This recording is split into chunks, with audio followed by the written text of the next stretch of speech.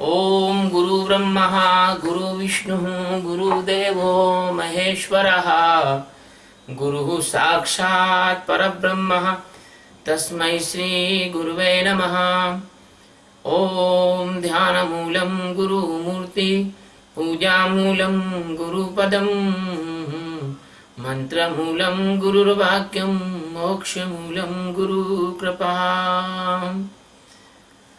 ये श्रीमद् भगवत गीता के अध्याय 4 का और 19वां श्लोक है। फिर दोहराता हूँ, अध्याय 4 का 19वां श्लोक। कामना और संकल्प रहित आचरण वाले जो ज्ञानी हैं उनकी प्रशंसा की। पंडितों की भाषा है, गीता में किताब में ऐसे लिखते हैं, ज्ञानी तो सदैव कामना रहित और संकल्प रहित ही होते हैं। इन्हें ऐसा थोड़ा होता है कि कामना रहित और संकल्प रहित आचरण वाले ज्ञानी अलग होते हैं और कामना वाले ज्ञानी अलग होते हैं, है ना। चलिए, लेकिन क्या करें, देश काल परिस्थिति इसी ढंग की है। यस्य सर्वे समारंभाः काम संकल्प वर्जिताः ज्ञानाग्निदग्ध कर्माणं तस्माहु पंडितं बुधः। यस्य सर्वे समारंभा काम संकल्प वर्जितः ज्ञानाग्निदग्ध कर्माणाम तम आहु पंडितम बुधा।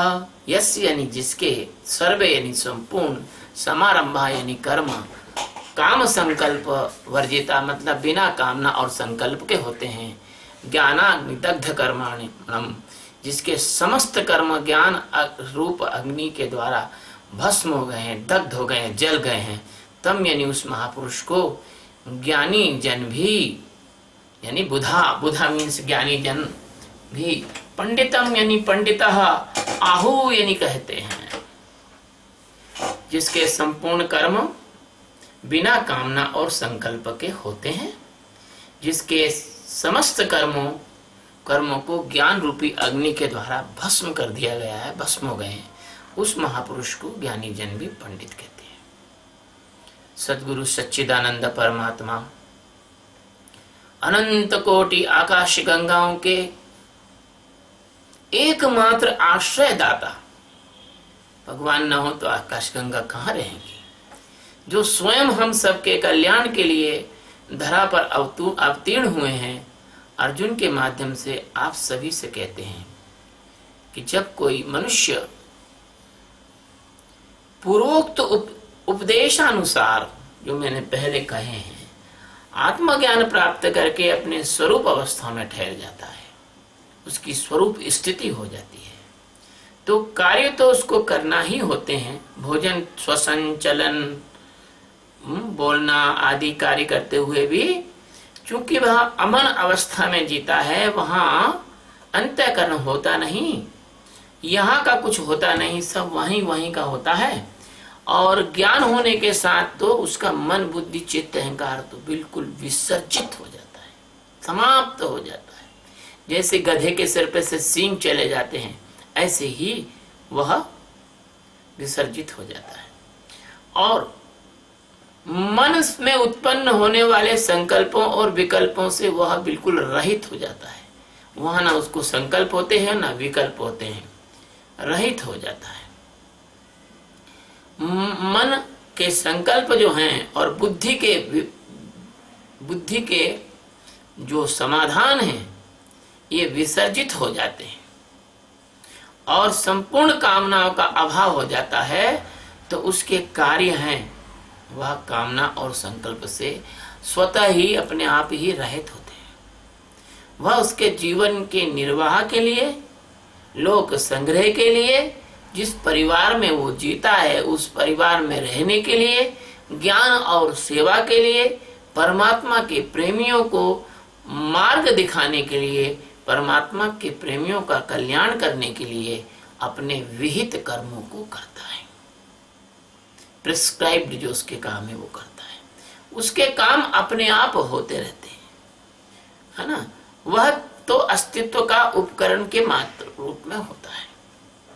वह अपना शरीर सौंप देता है परमात्मा को, परमात्मा उसका जैसा उपयोग चाहे वैसा करे। आप लोगों के कल्याण हेतु वह कार्य करता है, उसको कार्य करने की जरूरत नहीं है। आज वेदांतानंद जी बोल रहे थे, स्वामी जी अपना आश्रम बन जाए कहीं तो अपन बाहर से विदेश से जो लोग आना चाहते हैं उनको बुला सकते हैं। मैंने कहा वेदांतानंद तुम चिंता मत करो, अस्तित्व की जो इच्छा होगी तो हो जाएगा जो काम। हम फेसबुक क्या होती है जानते नहीं थे, यूट्यूब क्या होती है जानते नहीं थे, वीडियो कैसे बनाए जाते हैं जानते नहीं थे, वीडियो को कैसे जो है फॉर्मेट वो चेंज किया जाता है जानते नहीं थे, यूट्यूब पे अपलोड कैसे किया जाता है जानते नहीं थे, हम उसमें यूट्यूब के वीडियो पर कैसे जो है हमारे नाम और हमारे फोन नंबर डाले जाएं ये जानते नहीं थे। परमात्मा सच्चिदानंद परमात्मा ने अपने आप रास्ता बनाया और हमारे हाथ जो है चलते गए हम लोगों के, और ये सब हमारे काम होते चले गए। तो परमात्मा ही कार्य उसके फिर करता है ज्ञानी के। उसको ना तो प्रारब्ध कर्म उसका शेष रहता है, ना उसका कोई क्रिमाण कर्म शेष रहता है। प्रारब्ध से समझ लो भैया, प्रारब्ध का मतलब होता है जो पिछले जन्म में तुमने किया है वो जन्म में भोगना है, ऐसा कुछ ज्ञान होने के बाद रहता नहीं है। और ना ही कोई क्रिमाण कर्म रहता है, जैसे अभी तुमने किया और उसको तुम्हें आगे भोगना है, ऐसा है नहीं। और ना कोई संचित कर्म रहता है कि भैया और आगे का कुछ भोगना है भोग। तो ऐसे आत्मज्ञान होने पर ज्ञान की अग्नि में संपूर्ण कर्म ऐसे नष्ट हो जाते हैं, भस्म हो जाते हैं। जैसे कि कोई व्यक्ति चनों को भाड़ में भूंज ले और भाड़ में भूंजने के बाद उन चनों को खेत में बोए तो भुने हुए चने तो उगते नहीं। ऐसे ज्ञानी दोबारा जन्म लेते नहीं। जो जन्म लेने वाला अंकुर है वो ज्ञानियों में से नष्ट हो जाता है। जहाँ जिससे जन्म लेते हैं ना वह अंश नष्ट हो जाता है, और वो तो ज्ञानी साक्षात शरीर में निवास करने वाले विशुद्ध परमात्मा होते हैं। भगवान श्री कृष्ण स्पष्ट रूप से कह रहे हैं कि वह महापुरुष है जिसने परमात्मा को जाना है। ऐसे बुद्धजन, ऐसे ज्ञानी जन उस महापुरुष को अपने लोगों में श्रेष्ठ अर्थात पंडित कहते हैं। पंडित शब्द बहुत प्यारा और बहुत सम्मानित है, और पंडित शब्द इन पुजारियों ने ऐसे उठा लिया जैसे कि पंडित शब्द का अपमान हो गया। जैसे आजकल और बहुत सारे शब्द हैं, उसका गुरु शब्द है, और बहुत सारे लोगों ने अपने नाम के आगे सर लगा लिया है। ऐसे ही बहुत सारे शब्द हैं जिन शब्दों का लोगों ने उपयोग बड़ा गलत ढंग से कर लिया है। ऐसे पंडित जो शब्द है भगवान की दृष्टि में जो ज्ञानियों में श्रेष्ठ होते हैं, जैसे ज्ञानी नाम अग्रगण्यम, हनुमान जी के बारे में कहा जाता है कि वो ज्ञानियों में अग्रगण्य हैं, ज्ञानी नाम अग्रगण्यम। तो ऐसे जो ज्ञानी होते हैं उनको, उनमें जो श्रेष्ठ होते हैं उनको पंडित कहते हैं। और परम तत्व को जानकर उसमें निरंतर जीने वाला जो महापुरुष है वो पंडित है। ये आज के श्लोक का अर्थ है, और सार सार हमने बोला। और अब इस श्लोक का जो अर्थ है वो आपको छोटा है, इसलिए अंग्रेजी में सुनाते हैं। शिवम।